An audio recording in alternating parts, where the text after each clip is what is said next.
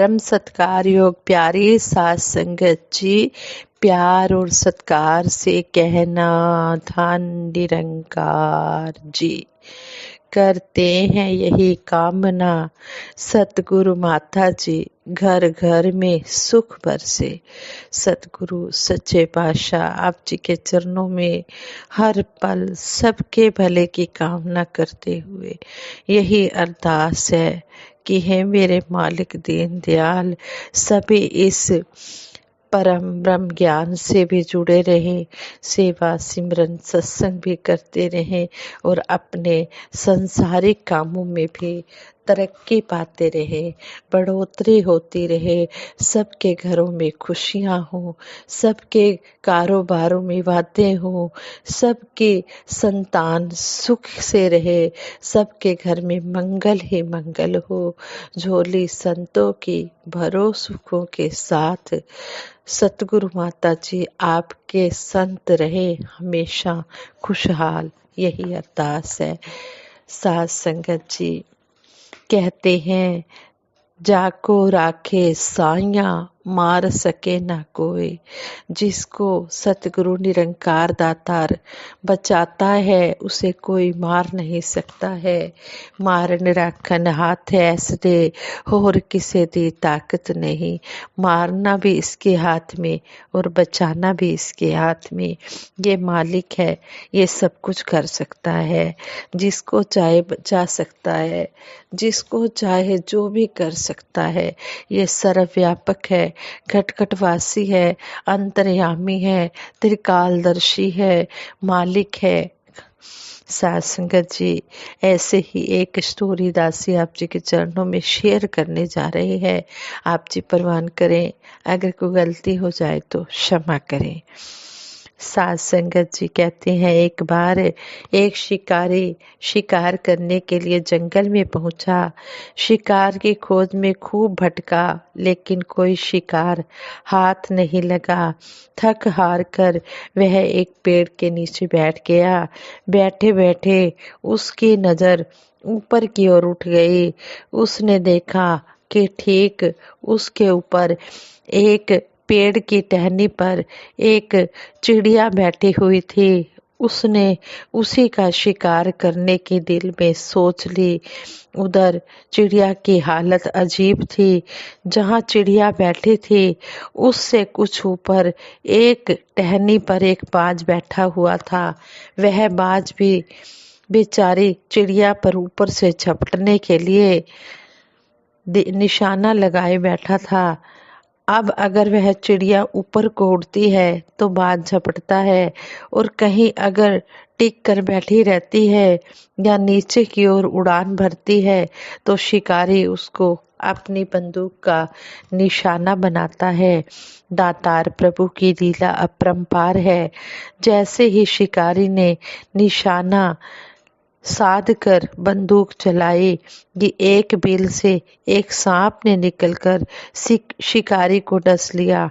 सांप का डंक लगते ही शिकारी की बंदूक हिल गई और गोली चिड़िया के बजाय उस बाज की छाती में जा लगी, जो उस समय तक अपनी पूरी शक्ति के साथ चिड़िया पर आक्रमण कर चुका था। गोली लगते ही बाज ठंडा हो गया। इस तरह सांप के डसने से उस शिकारी की मृत्यु हो गई और गोली लगने से बाज मृत्यु का ग्रास बन गया और चिड़िया वह आकाश की ऊंचाइयों में उड़ती हुई अपने घोंसले की ओर चल पड़ी। इसीलिए तो संत महात्मा कहते हैं जाको राखे साइया मार सके ना कोई। बाल न बांका कर सके चाहे सारा जग वैरी होए। सबकी मौत का समय और स्थान निश्चित है। जब तक मृत्यु का समय ना आए मृत्यु की कोई संभावना हो ही नहीं सकती। किसी न किसी बहाने से दातार प्रभु रक्षा कर ही लेता है। सब कुछ इसके हाथ में है, हम इसके ऊपर ही समर्पित रहें। साथ संगत जी तभी तो कहते हैं धन दौलत तो जोड़ी लेकिन लक्ष्य न अपना पाया है। करने को क्या आया जग में पर क्या करता आया है। इंसान को समझाया जा रहा है कि हे इंसान, अगर तू दुनियावी धन दौलत तो जोड़ रहा है, इकट्ठी कर रहा है, बंगले, मोटर, गाड़ियां, धन दौलत, लेकिन जिस काम के लिए तू इस संसार में आया है उस काम को, उस लक्ष्य को अगर तू नहीं पा रहा, और तू संसार में तुझे पता भी है तू क्या करने आया है, लेकिन फिर भी तू इस माया रूपी संसार में इतना उलझ गया है कि तू अपने लक्ष्य को पा ही नहीं रहा। कभी है सोचा किया क्या तूने, जग से क्या ले जाएगा, धन दौलत और कोठी बंगला काम न तेरे आएगा। फिर इंसान को समझाया जा रहा है कि है इंसान, कभी तूने सोचा है कि तू इस संसार से क्या लेकर जाएगा। धन दौलत, ये जो सांसारिक पदार्थ हैं, कोठी बंगले, ये सब यहीं रह जाएंगे, तेरे साथ नहीं जाएंगे। आएगा जब काल बुलावा, छोड़ के तन तू जाएगा। अगर न जाना राज हकीकी, फिर केवल पछताएगा। कि जब तेरे मृत्यु का बुलावा आ जाएगा, फिर इस शरीर को छोड़कर तू चला जाएगा।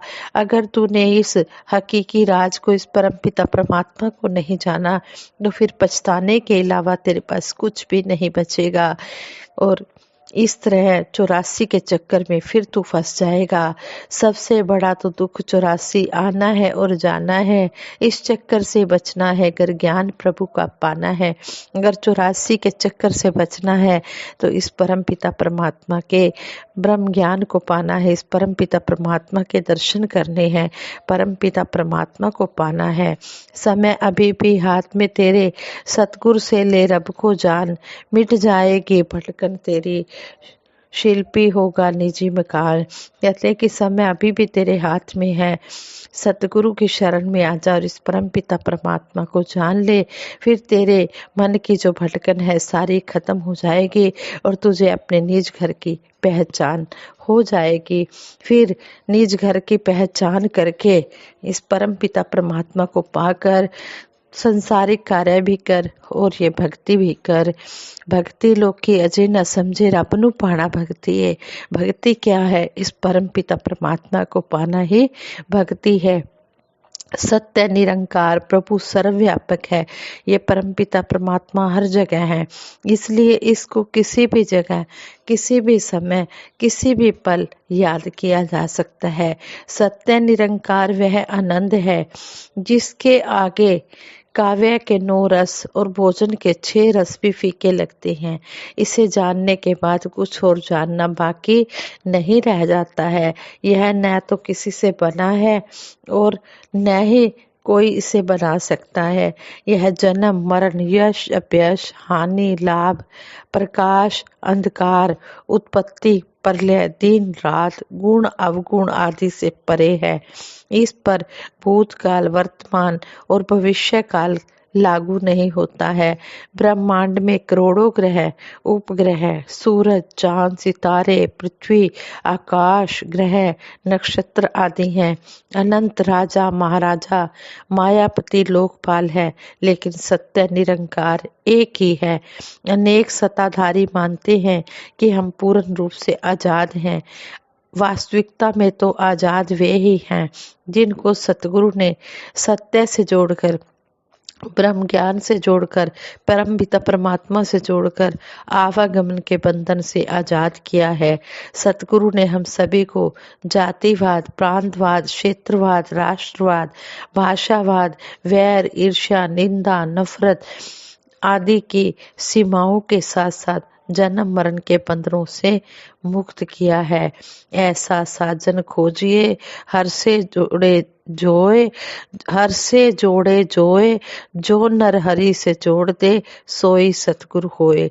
जो हमें ईश्वर निरंकार परमात्मा का ज्ञान करा दे वही सतगुरु है, और बिना सतगुरु के इस सच्चाई का ज्ञान होना असंभव है। संपूर्ण अवतार वाणी में शहंशाह जी फरमाते हैं, शब्द नंबर 89 में, पढ़ लो चाहे इतिहास पुराने, पिछले वलियों पीरों के, पलट दिए हैं सतगुरु ने ही रुख उनकी तकदीरों के।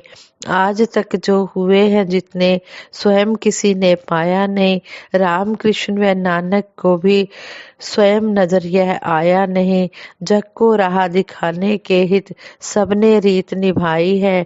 गुरु चरणों की धूली सभी ने अपनी शीश चढ़ाई है। युगों युगों से ज्ञान की डोरी रही गुरु के हाथों में। अवतार कहे यह अंधी दुनिया, समय गंवाए बातों में।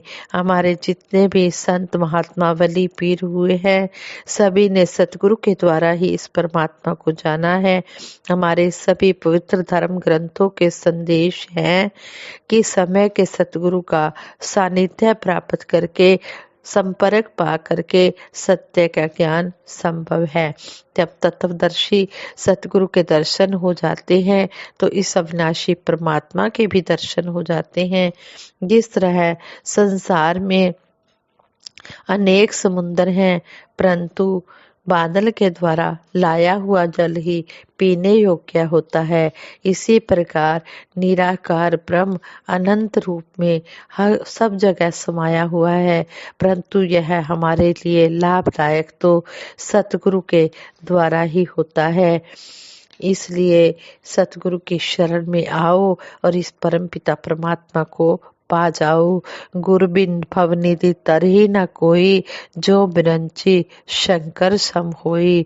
गुरु के बिना कहते हैं कि भगवान शंकर जी का भी, भगवान शंकर जी, भगवान राम जी, भगवान श्री कृष्ण सभी को इस हर युग में, त्रेता द्वापर सतयुग, जिस युग में भी ये भगवान प्रकट हुए, इस संसार में सभी को गुरु की शरण में आना पड़ा। सभी गुरु की शरण में आए, चाहे वो भगवान श्री राम जी हो, श्री कृष्ण जी हो या भगवान शंकर जी हो, ये चीज एक ही है, परमपिता परमात्मा एक ही है। हर युग में इनके नाम बदलते आए हैं, लेकिन इन्होंने भी परमपिता परमात्मा को पाने के लिए गुरु की शरण ली। अपने आप ये भी इस परमपिता परमात्मा को नहीं पा सके हैं।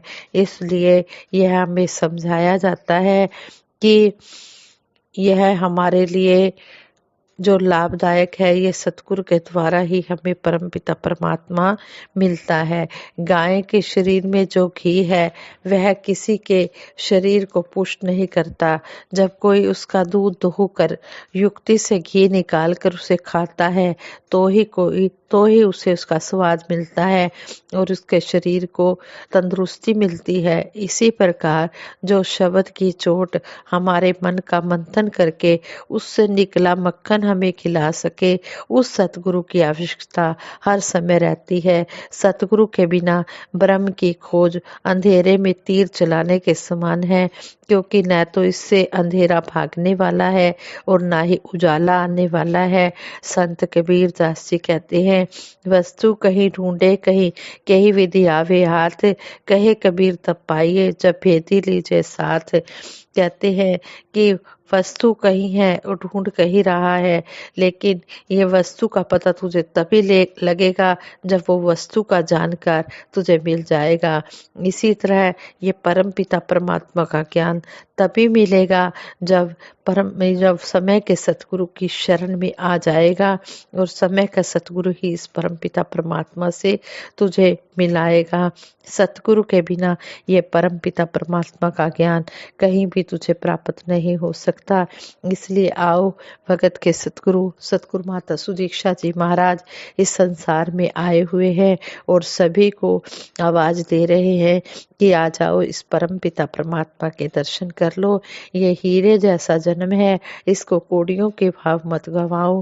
हीरे जैसे जन्म की तुम कीमत पालो और इस परमपिता परमात्मा से जुड़कर ही इस नर्तन की कीमत पड़ेगी। इसलिए इस समय को यूं ही ना गवाओ, समा गया फिर हाथ नहीं आएगा, फिर अंत समय इंसान तू पछताएगा। इसलिए समय के रहते ही इस परमपिता परमात्मा को जान ले और इससे जुड़ जा और अपने मानव जीवन का लक्ष्य पा ले। साथ संगत जी, प्रेम से कहना, धन निरंकार जी।